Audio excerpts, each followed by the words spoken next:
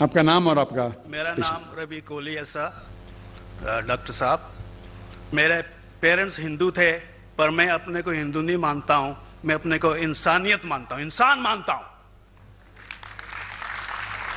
By chance मैं जमा हूँ हिंदू जगह घर, और आप जमे हैं इस्लाम के घर, और दूसरे जमे उनके घर, पर सबसे ज़्यादा है इंसानियत। और अभी तक मज़हब ने, कोई भी मज़हब हो, इंसानियत के ऊपर अमल नहीं किया। आपने 12-13 साल से इसमें स्टडी कर रहे हैं, मैंने 30 साल से स्टडी कर रहा हूं, बाल मेरे सफ़ेद हो गए हैं, रोटी के लिए मैं बिजनेस करता हूं। पर जो किताबों के आपने पढ़े हैं, आपने ये जांच की वो किताबें किसने लिखी हैं? हजारों साल बाद लिखी हैं। पहले एक जुबान की बात होती थी, कोई राम राम राम कह के उसके कहावत है मर मर मर कहने लगा, उसको पूजना है। वेदा ऐसी थी, ग्रीक मैथोलॉजी ऐसी थी, इजिप्शियन मैथोलॉजी ऐसी थी, इब्राहिम से लेके मोसेस तक, और आपके मोहम्मद साहब के तक। आपका मोहम्मद साहब का जो किताब लिखेगी कुरान 50 साल बाद लिखेगी, और नहीं 40-50 कोई भी हो। पर मुझे माफ करना साहब, मैं आपसे एक सवाल ये उठना चाहता हूँ, हम सब इंसान हैं, इंसान को एक करके सब मजहब 21st सेंचुरी में इंसानियत मजहब क्यों नहीं बनाते? जो आप ठहरा, मैंने अभी खत्म नहीं किया जनाब, मैंने हमने खत्म नहीं किया। हाँ, मैं ये कह रहा हूँ साहब, आप अपना पर्सनल मजहब है रखिए, अपने घर में रखिए, बस स्टेट में और दूसरों के ऊपर ना लाइए, वार ना करिए, लड़ाई ना करिए। एक माफी चाहता हूँ, ऐसी हजारों चीजें मैं दूसरे मजहब में निकाल सकता हूँ। मैं आपसे पूछना चाहता हूँ, खलीफा 40 साल के अंदर मर गए, मर्डर हुए, असैसिनेट हुए, और अली साहब जो थे वो ग्रैंडसन हमारे पैगंबर के थे। ये चीजों के हवाला दूसरों में भी है, मैं हजारों दे सकता हूं, पर इसका सवाल मैं आपसे कहना चाहता हूं। भाई साहब ने अच्छा सवाल पूछा, लंबा था, तकरीर थी छोटी। भाई साहब ने कहा कि वो हिंदू धर्म में पैदा हुए लेकिन हिंदू नहीं है, इंसान है। क्यों ना हम एक मजहब इंसानियत बनाते हैं? उनका जो कहना है वो इंसान है। भाई साहब, हर शख्स, हर इंसान जो पैदा होता है वो इंसानी होता है, लेकिन सिर्फ इंसान होना काफी नहीं है। इंसान होना जरूरी है। हर मुसलमान पहले इंसान होना जरूरी है उसे। इस्लाम की सारे बातें, एक भी बातें मैंने कहा मैं तकरीर में, इंसानियत के खिलाफ नहीं है। एक भी बातें मैं चैलेंज करता हूं, आप एक भी बात इस्लाम की बुनियादी बात बताओ जो इंसानियत के खिलाफ है। मुसलमान होने के लिए अच्छा इंसान होना जरूरी है। अगर आप अच्छे इंसान नहीं हैं तो मुसलमान हो ही नहीं सकते। लेकिन सिर्फ अच्छा इंसान होना काफी नहीं है। मिसाल के तौर पे डॉक्टर बनने के लिए 10वीं पास करना जरूरी है, फिर 12वीं, फिर डॉक्टरी। तो मैं कहूंगा डॉक्टर बनने के लिए स्कूल पास करना जरूरी है, लेकिन स्कूल पास करना काफी नहीं है। तो इस्लाम में अच्छा मुसलमान बनने के लिए अच्छा इंसान बनना जरूरी है, लेकिन सिर्फ अच्छा इंसान बनना काफी नहीं है। समझ रहे? क्यों? क्योंकि इंसान को जिसने पैदा किया उसकी इबादत करना जरूरी है।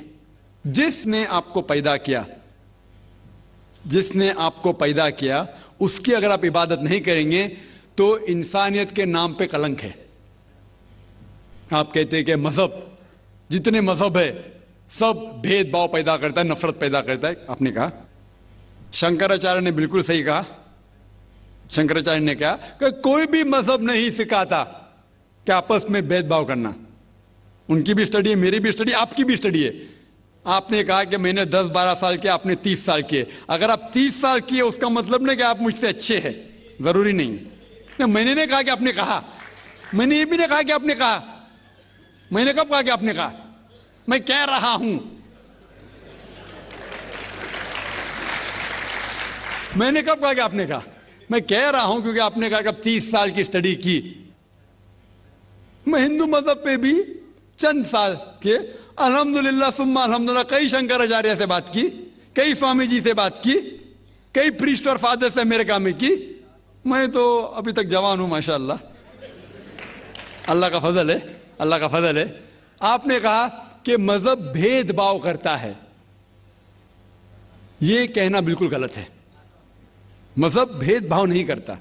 जो मजहब के मानने वाले हैं वो मजहब को सही तरीके से नहीं समझते हैं, इसीलिए भेदभाव पैदा करते हैं, और अलग बात है।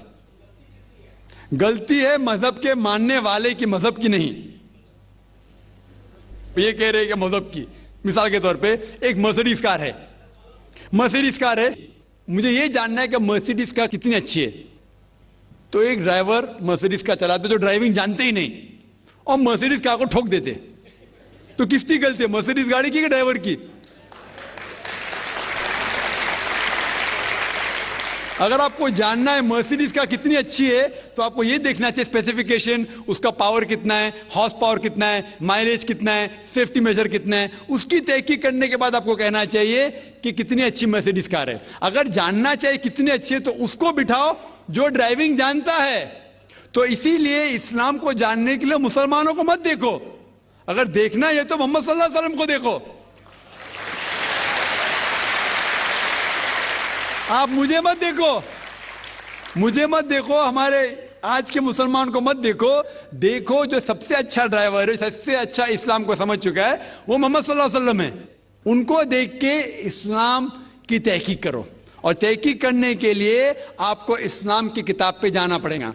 और आपने जो कहा आखिर के अंदर कि सारी मजहब किताब बाद में लिखी गई, पहला कहना था, आप काफी हद तक के सही है, आप काफी हद तक के सही है कि आप बिल्कुल सही फरमाते, लेकिन यह कहना कि सारी मजहब की किताब, उसमें गलती है। अक्सर मजहब कितने किताब है, वेद हो, उपनिषद हो, बाइबल हो, ओल्ड टेस्टामेंट हो, न्यू टेस्टामेंट हो, आपने कहा मूसा अलैहिस्सलाम से लेके वहां से था, लेकिन आखिरी में जो आपने गलती की, मोहम्मद सल्लल्लाहु अलैहि वसल्लम, वहां गलती की। आखिर में आके आप अटक गए, आखिर में आके आप फंस गए। आपने शायद इस्लाम का मुताला सही तरीके से नहीं किया होगा, आपने शायद अरुण शुरू की किताब पढ़ी होगी। अगर आप कोई मजहब का मुताला करना चाहते हैं तो जो मजहब को समझ चुका है उसकी किताब पढ़ो। आप अगर अरुण शुरू की किताब पढ़ेंगे और इस्लाम के मुताला करा कहेंगे, ये किधर का सही फैसला है? मैं कहता हूं अरुण शुरू जैसे लोग की पढ़ी होंगी, क्योंकि जब भी कुरान नाजिल हुआ, जब भी कुरान की आयत नाजिल होती थी, मोहम्मद सल्लल्लाहु अलैहि वसल्लम अनपढ़ थे। जब भी कोई आयत नाजिल होती थी वो उसे याद करते थे और अपने साथियों सहाबा से उसकी तिलावत करते थे, और सहाबा फौरन उसे लिख लेते थे। तो मोहम्मद सल्लल्लाहु अलैहि वसल्लम की मौजूदगी में हर आयत लिखी जाती थी और वो उसे चेक कर, मिसाल के तौर पे इक़रा बिस्मि रब्बिकल लज़ी खलक़ आयत नाजिल हुई, उन्होंने याद किया, सहाबा से कहा, सहाबा ने लिखा इक़रा बिस्मि रब्बिकल लज़ी खलक़, पढ़ के सुनाओ, पढ़ा, हाँ सही। अगर गलती होती तुम्हारी टोक देते थे। तो मोहम्मद सल्लल्लाहु अलैहि वसल्लम की मौजूदगी में जब भी अल्लाह सुब्हाना व तआला आयत नाजिल करते थे वो याद करते थे और लिखवाते थे और चेक भी करते थे। सारा कुरान मजीद मोहम्मद सल्लल्लाहु अलैहि वसल्लम की मौजूदगी में लिखा गया। आप जो कह रहे वो हजरत उस्मान का जिक्र कर रहे, वही तो अफसोस की बात है, आपने सही मुताला किया ही नहीं। हजरत उस्मान ने कई साल बाद, 40-50 साल बाद, जो आप कह रहे 40-50 यहां से आपको आया, उनने क्या कहा कि इस कुरान मजीद का जो नुस्खा है उसको और नुस्खे बनाए जाए और बाकी लोग में फैला दिया जाए, क्योंकि लोग को इख्तिलाफ था रवानगी के अंदर। तो उसको दूर करने के लिए हजरत उस्मान रज़ियल्लाहु अन्हु उनने कहा कि जो नुस्खा मोहम्मद सल्लल्लाहु अलैहि वसल्लम की मौजूदगी में था, उनने अपनी बीवी को दिया, हजरत हफ्सा को, और जो हजरत उमर की बेटी थी उनके पास महफूज था, उनने लिया, और सहाबा 5-6 सहाबा जो ज़ैद बिन थाबित रज़ियल्लाहु अन्हु उनकी सदारत में उसकी नकल की, और ये नकल हुए नुस्खे को दुनिया के अलग अलग जगह पे फैलाइए। और एक नुस्खा अब भी मौजूद है कोप्टा की म्यूजियम में, कोप्टा की म्यूजियम इस्तांबुल में। तो आप जो जिक्र कर रहे हैं वो उतारे हुए कुरान शरीफ का जिक्र कर रहे, जो हकीकत में कुरान शरीफ है वो मोहम्मद सल्लल्लाहु अलैहि वसल्लम की मौजूदगी में लिखा गया था। उनने खुद उसको चेक की क्या सही था, और जब भी आयत नाजिल होती थी अपनी सही जगह पे उसे लिखवा लेते थे मोहम्मद सल्लल्लाहु अलैहि वसल्लम। तो ये कहना बाकी मजहब की किताब में अक्सर अब सही है। मिसाल के तौर के ऊपर बाइबल 70 ईयर्स बाद लिखा गया है, वेद वो सैकड़ों साल बाद लिखा गया है। कितनी पुरानी वेद है, कभी वेद आया दुनिया में ये किसी को पता ही नहीं। वो आपके हिसाब से, स्वामी दयानंद सरस्वती के हिसाब से 1310 मिलियन ईयर्स ओल्ड, 1310। आप थोड़ी ठेकेदार है मजहब के, आप ठेकेदार है मजहब के क्या? नहीं ठेकेदार है ना।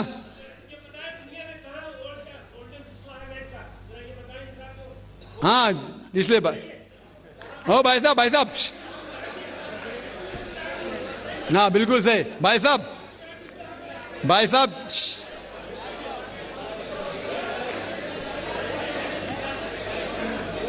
साहब इसीलिए इख्तिलाफ जो है ये कम इल्मी के वजह से।